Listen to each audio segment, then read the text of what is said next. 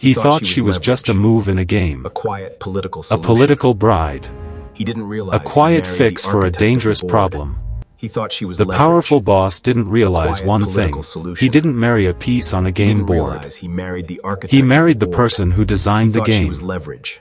By the time he quiet understood the political truth, solution. his whole world was He didn't already realize he changing. married the architect of the The board. city of Seongjin is a place that hides its secrets in many languages and in long silences.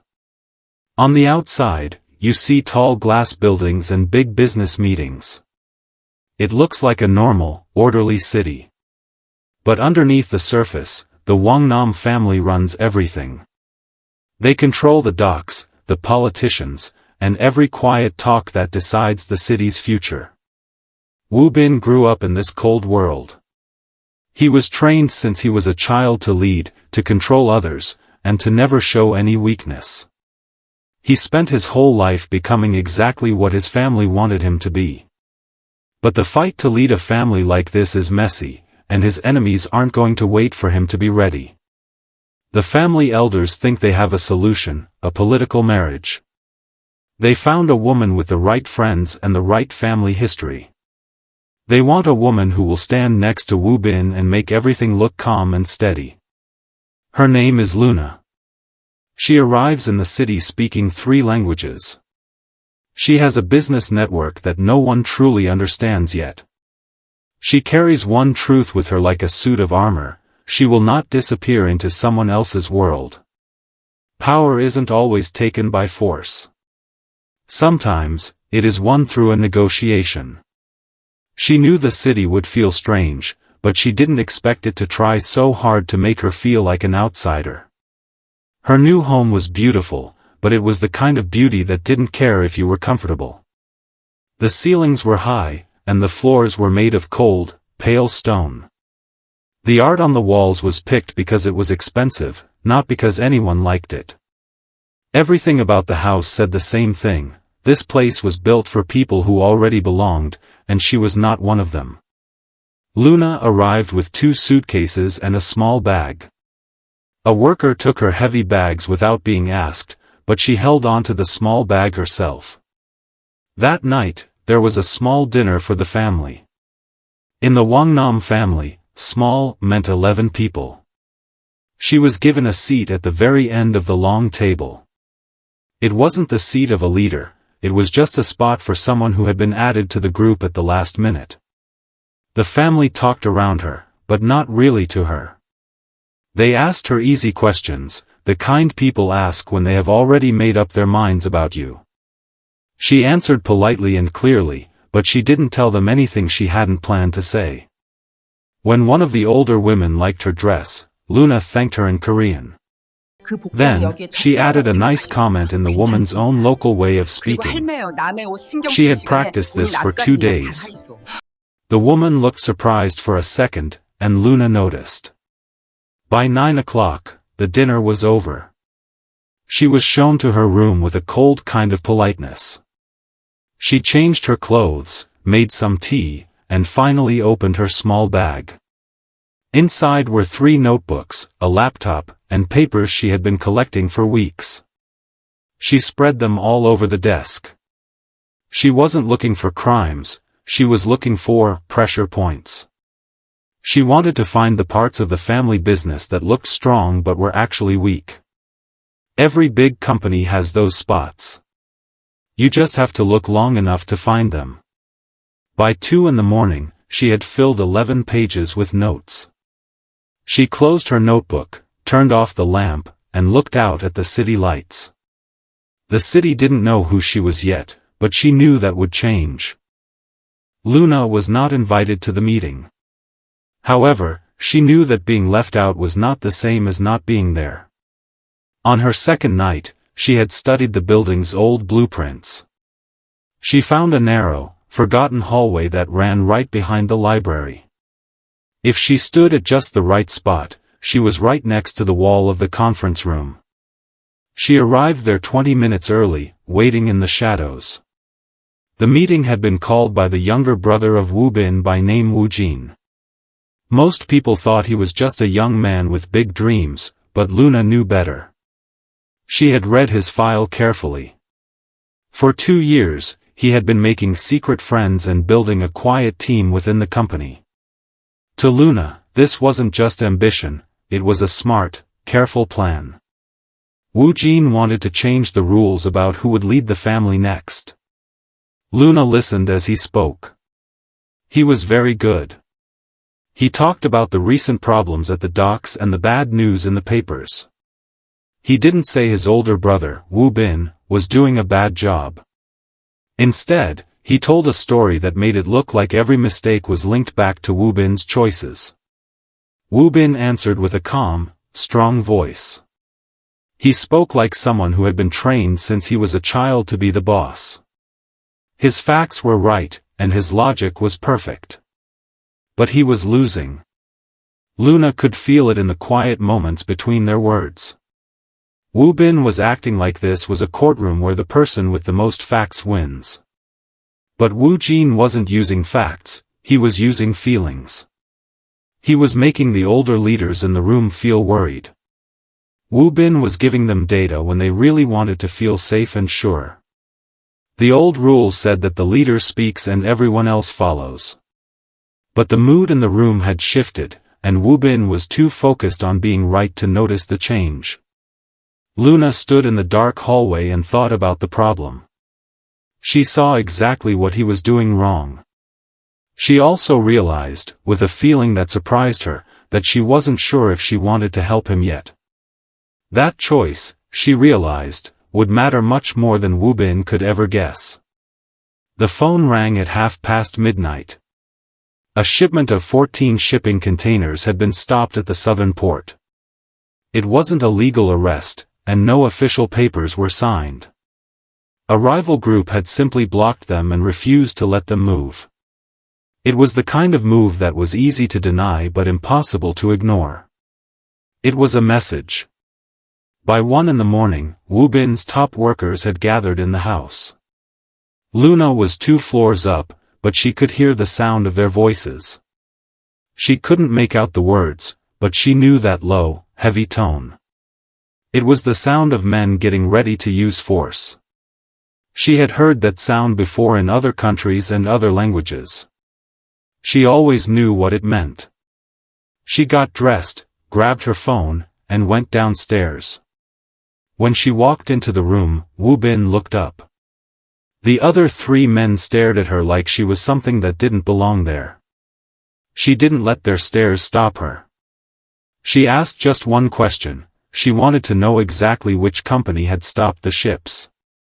Wu Bin told her the name, but his voice was cold. He clearly thought the name didn't matter for the violent plan they were making. Luna nodded and left the room. She made her first call, which lasted 4 minutes. She spoke to an old contact who knew everything about port licenses. She gave him the company's name and asked about their paperwork. He gave her the information she needed, and she thanked him. The second call lasted 7 minutes. She reached out to a businessman who had been trying to get his own ships into that port for over a year. She told him she had a special opportunity for him if he acted fast. He agreed to help her almost immediately. The third call took 11 minutes. This time, she called the man at the port who was holding the ships. She didn't yell, and she didn't make threats. Instead, she spoke in a very calm, steady voice. She explained that his license to work at the port was being reviewed right now. She hinted that the review could go well or very poorly depending on how helpful he was being. She suggested that holding on to those specific containers was making it very hard for the city officials to feel kind toward him. Less than an hour later, the containers were released. Luna walked back into the meeting room at 3:15. The men were still there, but the mood had changed. The room was very still, the way it gets when people are waiting for news they've already sensed is coming. Wu Bin looked at her. She didn't say much. She simply set her phone down on the table. "It's done," she said. The gala took place on a Friday night in a grand ballroom at the family's oldest hotel. It was a very formal event with fancy clothes and long speeches about family history. It was the kind of night where the most important talk happened in quiet whispers at the edges of the room. Luna had been to parties like this before in different cities and using different names. The setup was always the same, and so was the way people acted. They had already decided who she was before she even walked through the door. She knew they would try to make her feel small. She was just waiting to see how they would do it. It started with the seating. Luna was placed at a side table. It was technically in the family section, but it was far enough away to show she wasn't truly part of the inner circle.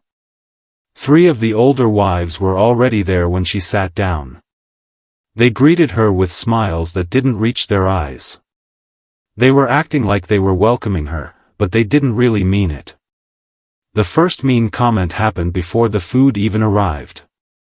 One woman made a joke about traditional dresses. She didn't look at Luna, but everyone knew who she was talking about. The other women made small noises to show they agreed.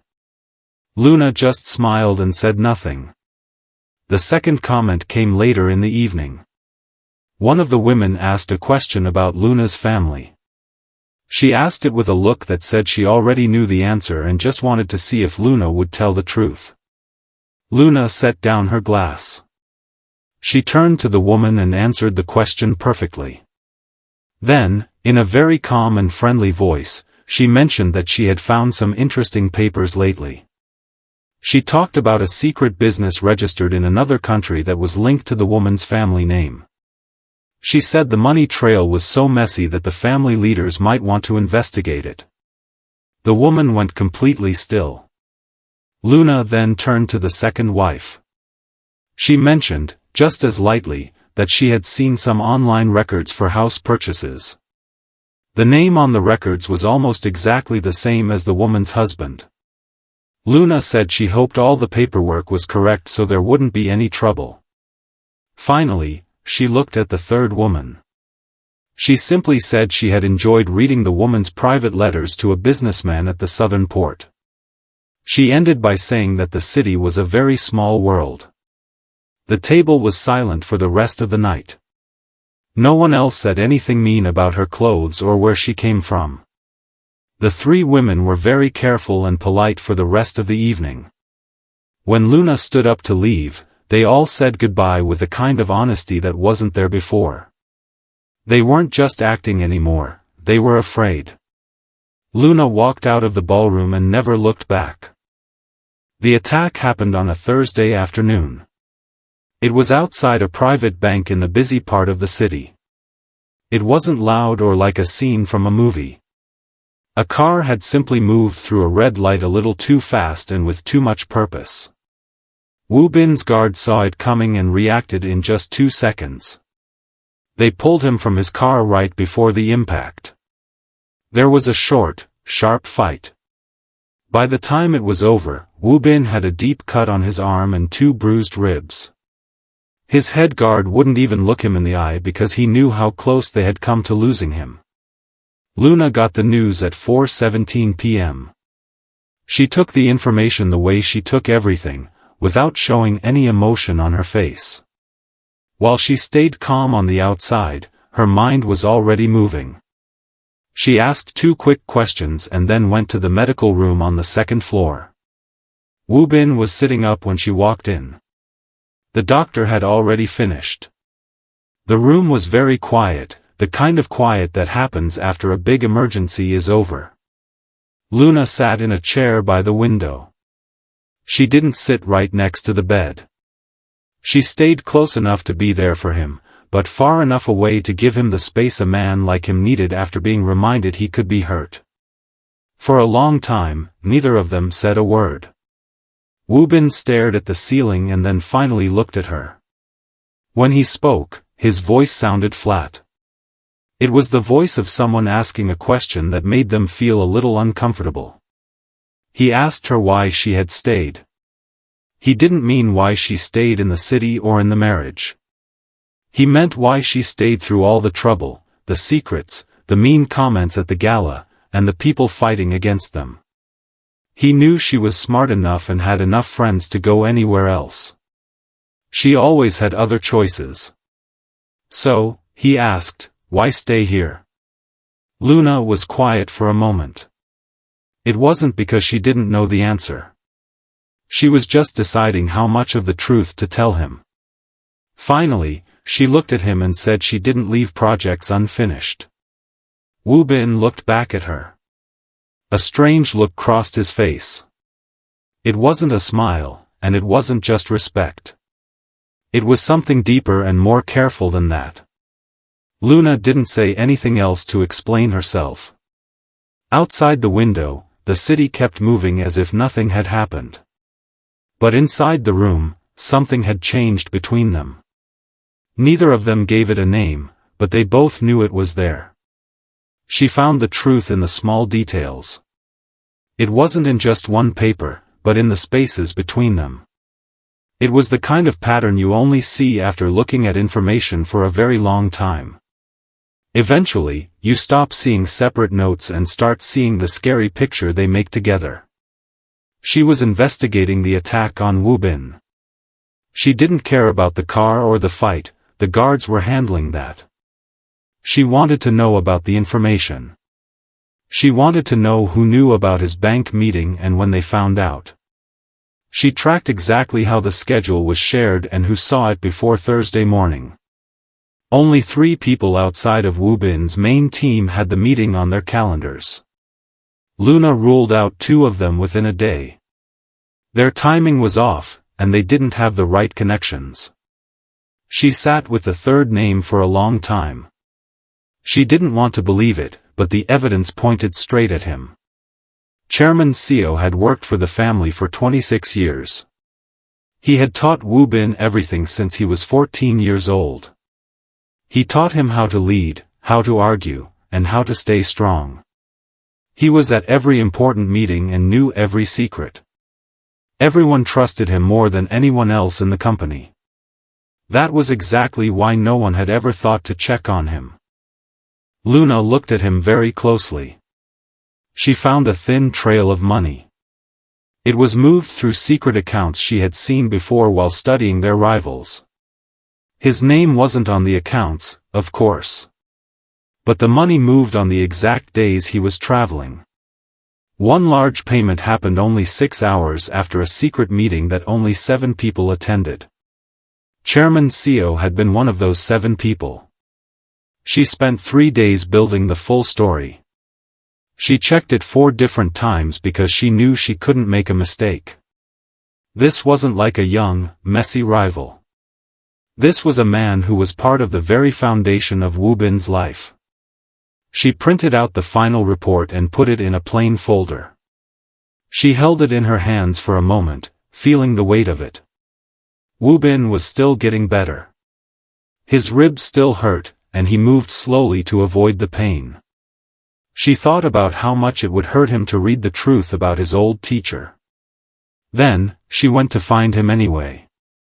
Luna picked the right time to talk to him. She had given Wu Bin 4 days to think about the truth she had found. She didn't bother him or push him during that time. She knew that some news takes time to sink in, especially when it involves a betrayal from a close friend. A secret like that doesn't just change a plan, it changes the way you look at the whole world. When Wu Bin was ready, he handled the problem quietly. There was no big fight and no public meeting. He simply made sure Chairman Seo could no longer access the company's files. He gave the old man a polite way to leave so he couldn't fight back later. Wu Bin did it all by himself, and that told Luna a lot about the kind of leader he was becoming. She waited 1 more day before bringing him her next idea. On Tuesday morning, she placed a folder on his desk. It was 12 pages long, very neat, and easy to read. Her idea was simple. A lot of the family's money was hidden in ways that were messy and risky. If the wrong people looked too closely, they could find it. She wanted to move the money into new, legal technology companies. This wouldn't hide the money, it would protect it. The money would still belong to the family. However, it would be moved to a place where the old family leaders couldn't touch it. Luna had designed the plan so that no one could move the money without going through a special board of directors that she had built with extra layers of security. Wu Bin read the whole thing before saying a word. He asked her 3 very smart questions. His questions showed her that he understood exactly how her plan worked from the inside out. She answered him clearly. Then, he asked why she added those extra security layers. She told him the truth. Their problems weren't just coming from enemies outside the house. The spy they found proved that the family was weak on the inside, too. The new plan needed to protect the money from everyone, even the people who thought they had a right to use it whenever they wanted. He was quiet for a second, then he told her to go ahead. She started working that same afternoon. By the end of the week, the first company was set up. By the next week, 2 more were ready. The older family leaders started to notice all the changes. They began asking questions to find out what was happening with the money. But this time, all the answers led straight to Luna. The vote took place on a Wednesday morning. They did it before Wu Bin was even told there was a meeting. That was the first sign that things were very serious. Usually, the group of elders followed strict rules. They were supposed to send out a schedule and tell everyone involved what was happening. Calling a surprise meeting without her husband knowing meant they had decided the old rules didn't matter anymore. Luna found out from the woman who managed the house schedule. The woman had been told to clear Wu Bin's morning and thought he already knew why. Luna simply thanked her and didn't say another word. She went back to her desk and waited. 2 hours later, Wu Bin came to find her. He stood in her doorway, the same place he had stood months ago when he first saw her office. This time, his face wasn't calm or hidden. He looked like he was carrying a very heavy weight.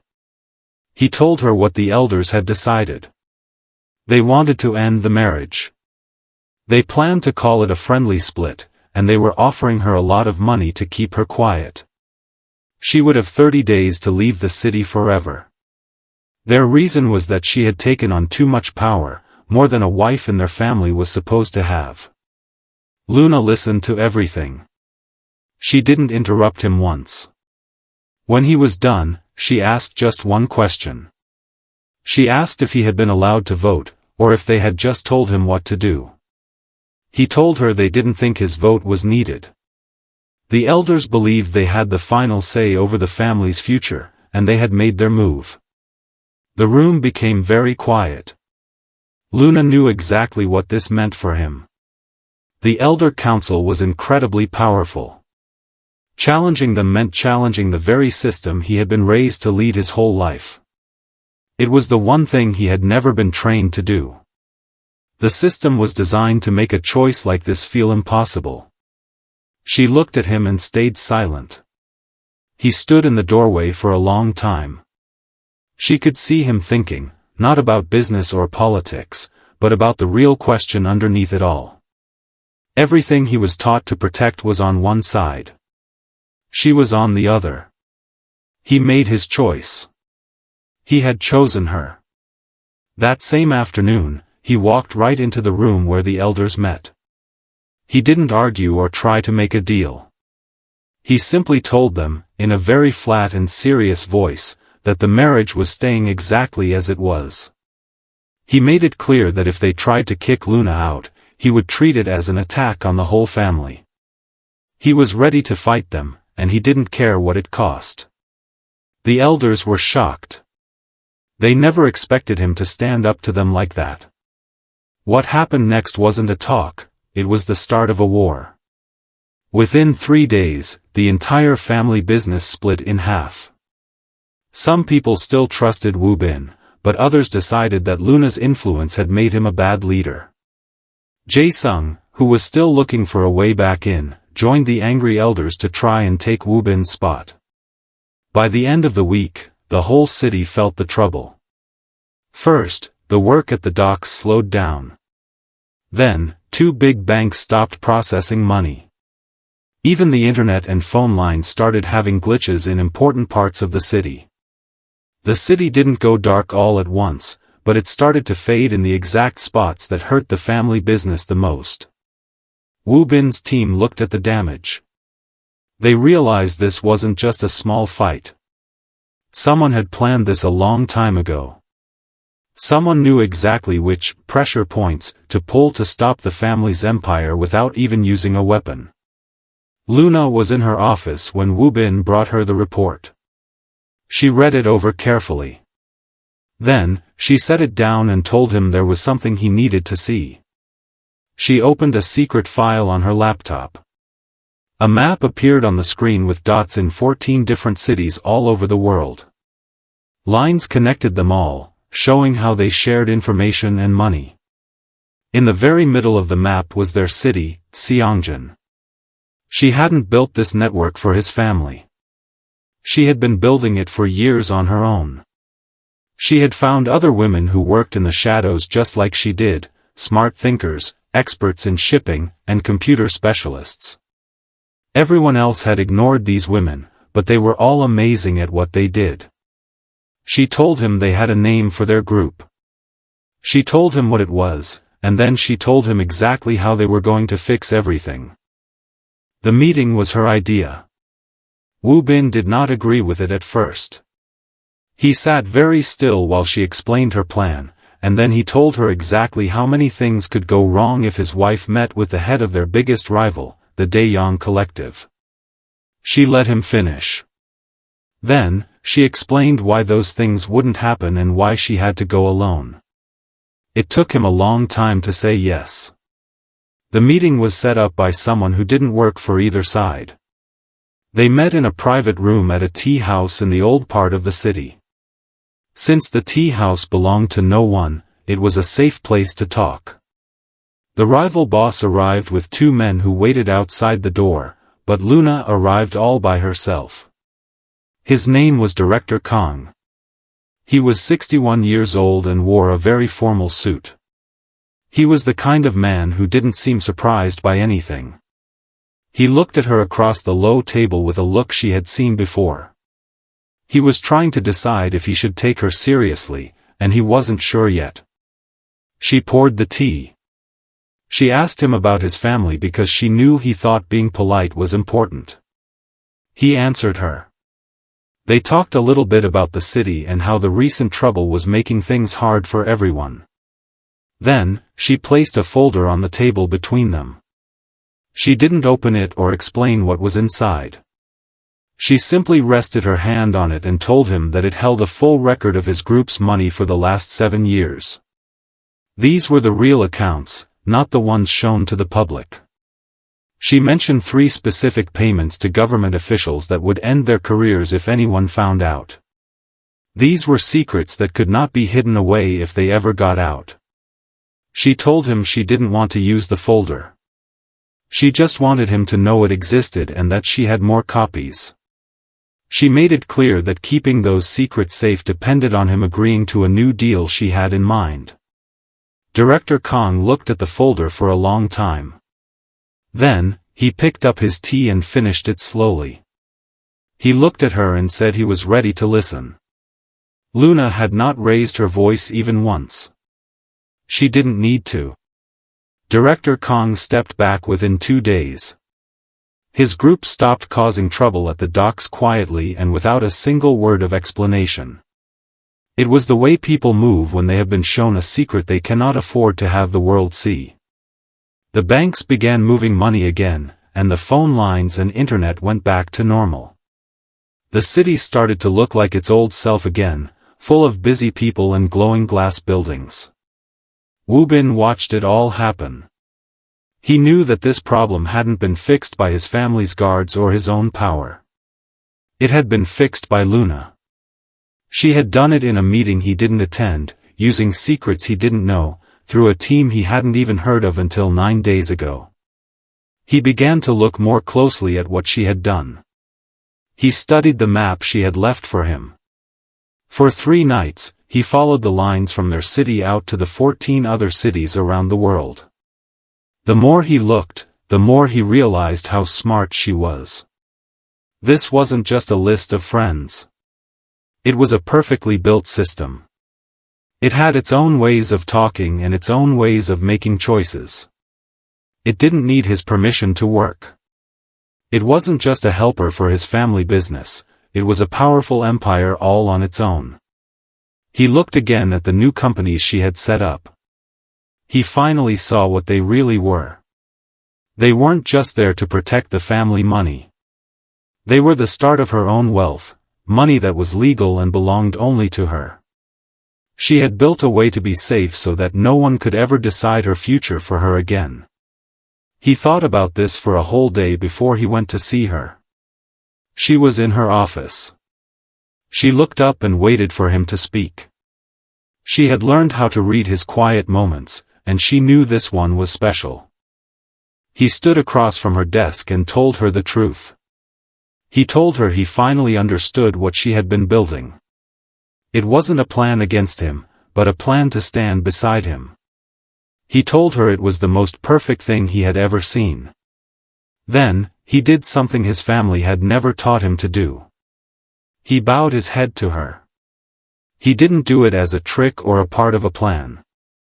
He did it because he finally saw her for who she truly was. The changes took 6 weeks to complete. There was no big announcement or news report. There was no single moment when the old way ended and the new way began. That was exactly what Luna wanted. She had learned over many years that the best way to change things was to do it quietly. By the time anyone thought to complain, the new world was already built, and there was no way to go back. By the 3rd week, the older family leaders had lost their power. The money they used to control was moved into the new technology companies Luna had created. They could no longer reach it or tell people what to do with it.